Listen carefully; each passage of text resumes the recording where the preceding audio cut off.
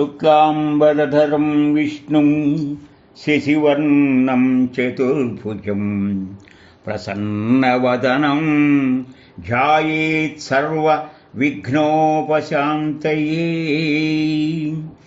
న జాయతే మ్రియతే వా కదాచిన్నాయం భూత్వా భవితా వా న భూయః అజో నిత్యశాశ్వతోయం పురాణో న హన్యతే హన్యమానే శరీరే. దేహము లోపల ఉండేది దేహి, శరీరములో ఉండేది శరీరి. దాన్ని చైతన్యం అని కూడా చెప్పవచ్చు. ఈ దేహి ఎప్పుడూ పుట్టుటలేదు, చచ్చుటలేదు. ఇది వరకు లేకుండా మరల కొత్తగా కలుగున్నది కాదు. ఇప్పుడు ఉండి రేపు లేకుండాది కాదు. ఇతడు జనన మరణములు లేనివాడు, శాశ్వతుడు, పురాతనుడు. శరీరము అంటే దేహము చంపబడిన ఈతడు చంపబడుటలేదు. ఈ శ్లోకం మనకి భగవద్గీత సాంఖ్యయోగంలో 20వ శ్లోకం, ద్వితీయ అధ్యాయంలో. దీని నేపథ్యాన్ని కనుక మనం పరిశీలిస్తే, అర్జునుడు అతనిలో ఉన్న పూర్వతాప బాధతో నకాంక్షే విజయం కృష్ణ నచ రాజ్యం సుఖాని చ కిం నో రాజ్యేన గోవింద కిం భోగై జీవితేన వా. కృష్ణ, నేను విజయమును గాని రాజ్యమును గాని సుఖమును గాని కోరను. రాజ్యముతో గాని భోగములతో గాని జీవితముతో గాని మనకేమి ప్రయోజనం? నానే వాళ్ళందరినీ చంపి ఆ చంపిన తర్వాత ఆ రక్తపొగుడుతో సంపాదించే దీనికన్నా క్షత్రియ ధర్మమునకు విరుద్ధమైనటువంటి బెచ్చమెత్తుడు మంచిదని చెప్పి కృష్ణుడితో వాదన చేస్తే, చంపేదెవరు, చచ్చేదెవరు, దేనికి ఎవరు కారణానికే ఇంతకటి శ్లోకానికి ఇది నేపథ్యం అవుతుంది. మనం ఇక్కడ బాగా గమనించాల్సింది, మనకి కొన్ని మర్యాదలు లోకంలో పరిపాటుగా ఉంటాయి. ఒకటి దేహము, దేహి మర్యాద, లోక మర్యాద.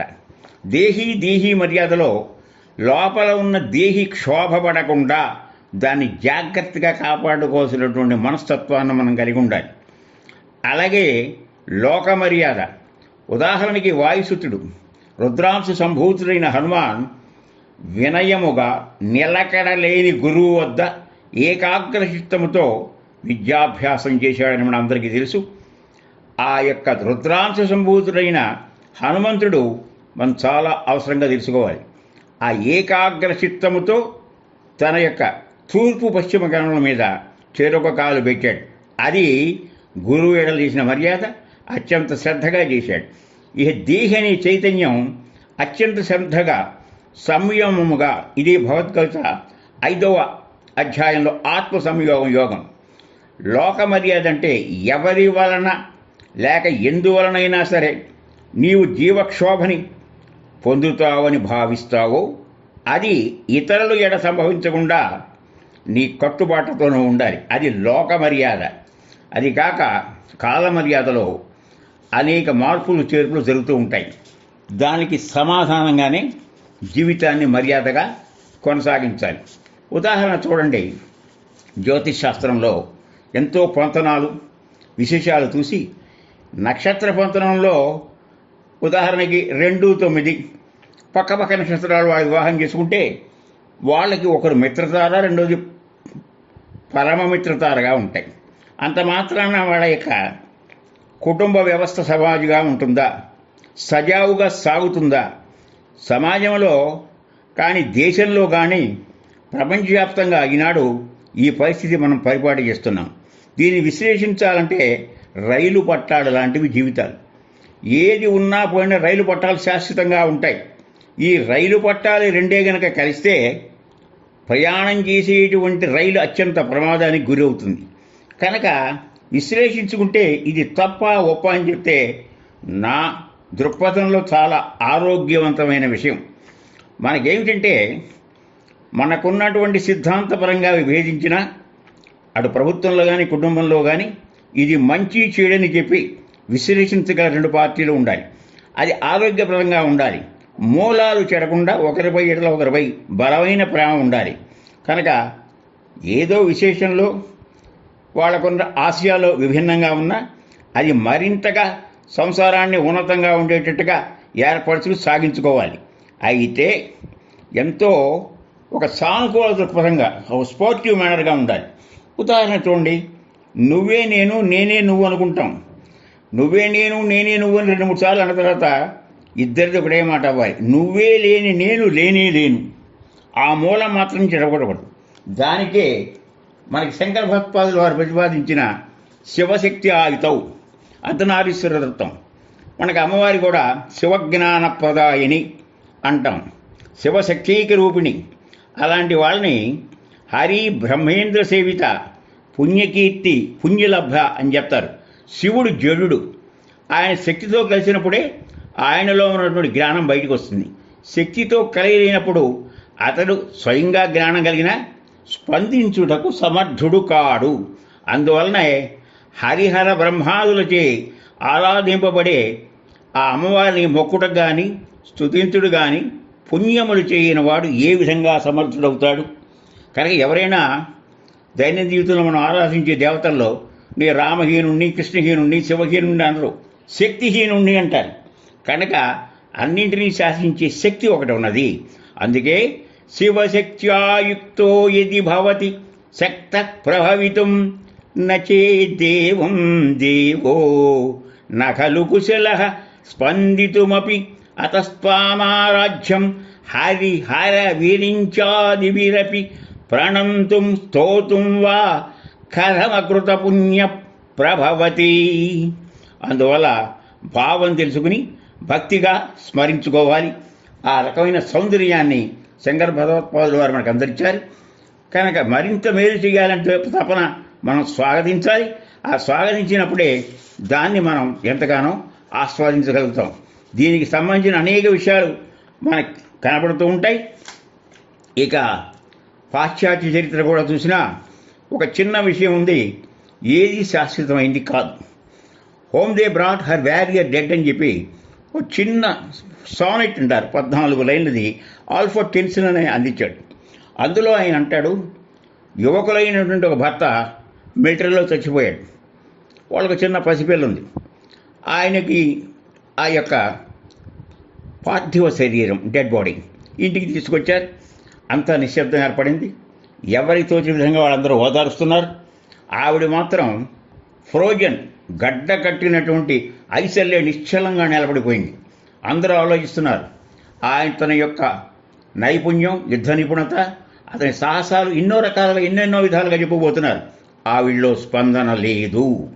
స్పందన లేకపోవటం వల్ల ఈవిడ ఏడిస్తే కానీ మామూలు మనిషి కాలేదు. ఎన్ని చెప్పినలో ఈవిడలో స్పందన లేదని చెప్పి ఒక ముసలావి తెలివిగా ఆ పుట్టినటువంటి 2 నెలల పిల్లవాడు ఒకడు ఉన్నాడు, ఆవిడ ఒళ్ళో తెచ్చి పడుకోబెట్టారు.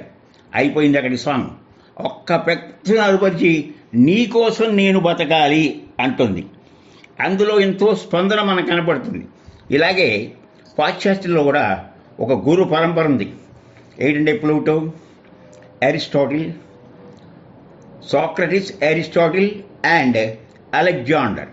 కనుక వీళ్ళందరూ ఏమిటంటే ఆ గురు పరంపరలో వాళ్ళు స్వేచ్ఛగా వాళ్ళ కొన్ని విషయాలను చెప్తే, ముఖ్యంగా సాక్రటిస్ కథలో అతని భార్య యాంటోపీ ఎన్నో రకాలుగా అతనితో వేదన పడింది.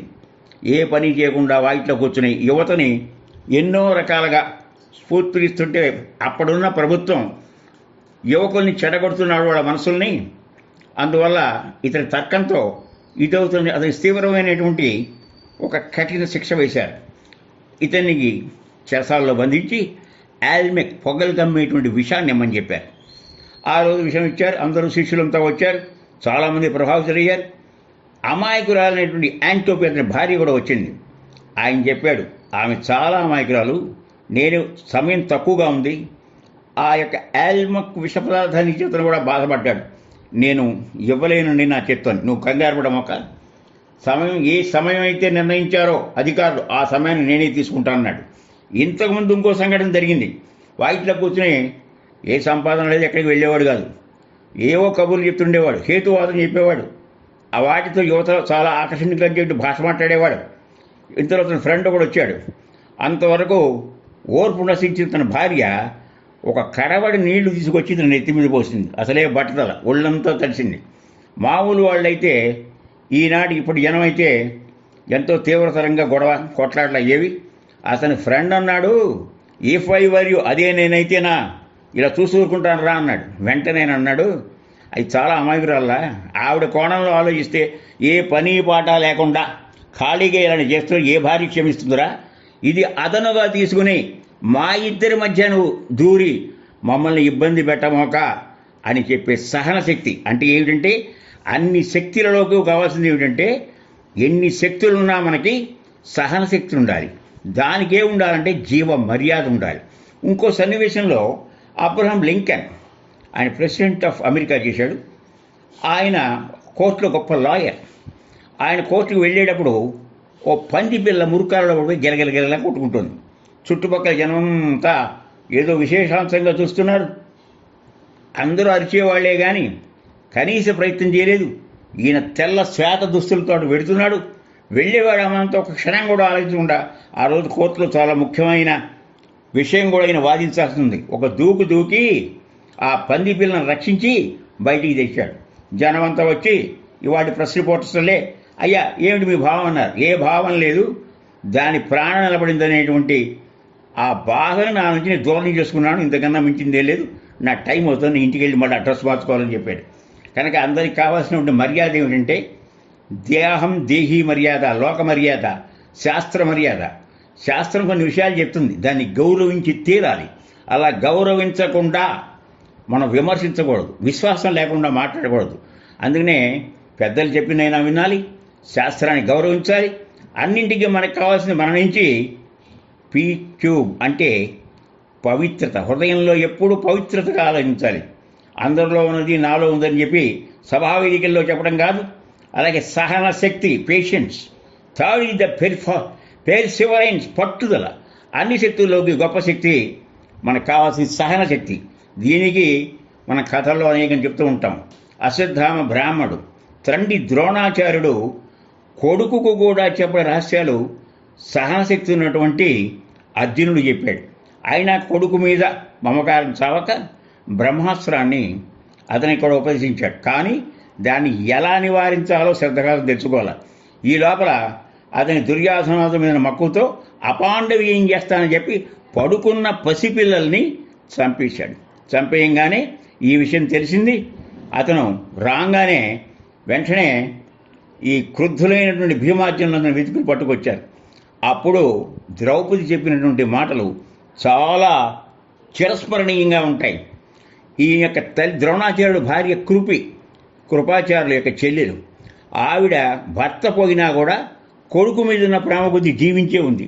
సహగమన అవకాశం ఉన్న ఆవిడంది, ఆ తల్లి ఈ కొడుకును చూసి బతుకుతోంది, ఇతన్ని మనం గనక బ్రాహ్మడు, అందులో గురు పుత్రుడు, అతనికి ఇవ్వాల్సిన మర్యాద ఇవ్వాలి. అతన్ని గనక చంపితే నేను ఎలాగో సంతానహీనురాలై ఉపపాండవులపై బాధపడ్డాను, కానీ ఇతన్ని కూడా దూరం అయితే ఆ తల్లి ఎంత క్షోభిస్తుందో, నా కష్టం ఆ కృపికి రాకూడదు, ఇతను క్షమించడని చెప్పింది.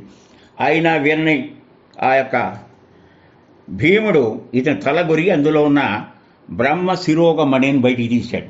కానీ ఆ బ్రహ్మాస్త్రపు ఘాటి పాండవుల యొక్క క్షేమం వరకే కృష్ణుడు హామీ ఇచ్చాడు. కనుక ధర్మ భీమ అర్జున నకల సేవకులకు ఇబ్బంది లేదు. ఉపపాండవులైనటువంటి ఘటోద్గజుడు అభిమన్యుడు వీరోచితంగా వీరులుగా పోయారు. వాళ్ళ సంతానం మిగిలింది. అప్పుడు ఉత్తర గర్భవతి, ఉత్తర కడుపులో శిశువు ఉన్నాడు.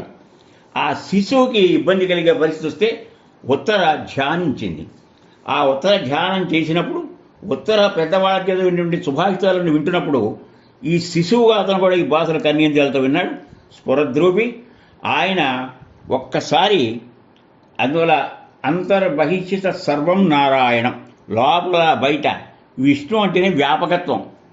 అలాంటి నారాయణుడు ఆమె యొక్క ఉదరంలోకి ప్రవేశించి అతను చ్యుతి అంటే నాశనం లేని అచ్యుతుడుగా తన శరీరాన్ని, విష్ణు అంటే వ్యాపకత్వం, ఆ గర్భంలో ప్రవేశించి ఆ అస్త్రానికి ఈ శిశువుకి మధ్యలో అడ్డుగా నిలబడ్డాడు. అడ్డుగా నిలబడగానే పరీక్షిత్తు ఎంతో తేరబారి చూశాడు, ఎంతో ఆనందాన్ని అనుభవించాడు, అనిర్వచనీయమైన అనుభూతి పొందాడు, బతికి బట్ట కట్టాడు. భూమి మీద పడ్డగానించి పరీక్షిత్తు ఎవరిని చూసినా అదోలా చూడటం మొదలెట్టాడు. పరీక్షగా చూస్తున్నాడు కనుక ఇతన్ని పరీక్షిత్తు అని ముద్దుగా పేరు పెట్టున్నారు. ఒకసారి శ్రీకృష్ణుడు వస్తే కృష్ణుడు ఎత్తుకుని ఒళ్ళో కూర్చోబెట్టుకుంటే కృష్ణుడు వంక యగాదిగా చూసి, నేను శిశువస్థలో తల్లి గడుపును చూసింది ఈయనే కదా, అక్కడ సమాధానపడి పరీక్షిత్తు మిగిలాడు. కనుక ఇవన్నీ మనం తలుచుకుంటే ఆ యొక్క అచ్యుతుని యొక్క విషయం తెలుస్తుంది. కనుక అపాండవీయం జరగకుండా ఈ విధంగా రక్షించాడనేది మనకి ఇందులో ద్యోతకం అవుతుంది. కనుక మన మర్యాదలో మనం ఉంటే, నోరు మంచిదైతే ఊరు ఎలా మంచిదవుతుందో, ప్రపంచంలో ఎలా మసలాలి, ఎలా మనుడుగా ఉండాలి, ఎంత శాంతి సామరస్యాలతో ఉండాలి, ఇంట్లో ఎలా ఉండాలి, ఎవరితో ఎంతవరకు మాట్లాడాలి, ఒక్కొక్క స్థాయిలో మన ఇంట్లో మనమే ఉండి లేనట్టుగా ఉండాలి అతిథిగా. ఆ దీంతో సాధించాల్సినటువంటి ఉన్న స్థితి నుంచి ఉన్న స్థితిని పొందగలం, శాంతి కలుగుతుందని చెప్పడంలో సందేహం ఏమీ లేదు. సహనావతు సహనౌ పునక్తు సహవీర్యం కర్వావహై తేజస్వినావధీతమస్తు మా విద్విషావహై.